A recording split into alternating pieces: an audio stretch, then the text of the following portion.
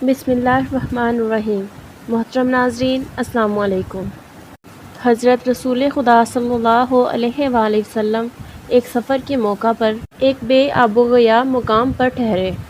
आपने अपने सहाबाओं को हुक्म दिया कि इस वादी से जाकर लकड़ियाँ इकट्ठी कर कर ले आएं ताकि आग जलाएं।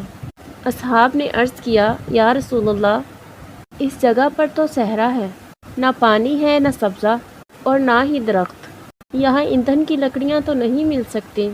आप सल्लल्लाहु अलैहि वसल्लम ने फरमाया कि आप जाओ और जिसे जितनी मिले ले आओ। आप सल्लल्लाहु अलैहि वसल्लम के असहाब सहरा की जानिब रवाना हुए। हर किसी से जितना हो सका छोटी बड़ी जितनी जो मिली लाकर आपके सामने जमा कर दी। काफ़ी मिकदार में लकड़ियाँ जमा हो गईं तो आप सल्लल्लाहु अलैहि वसल्लम ने असहाब को मुखातिब करके फ़रमाया कि देखो, छोटे गुनाह भी इस किस्म की छोटी छोटी लकड़ियों के मानिंद हैं। निगाहे अव्वल में नज़र नहीं आते, लेकिन जब गौर से देखा जाए और गौर से शुमार किया जाए तो बहुत सारे बन जाते हैं और उनका अंबार लग जाता है।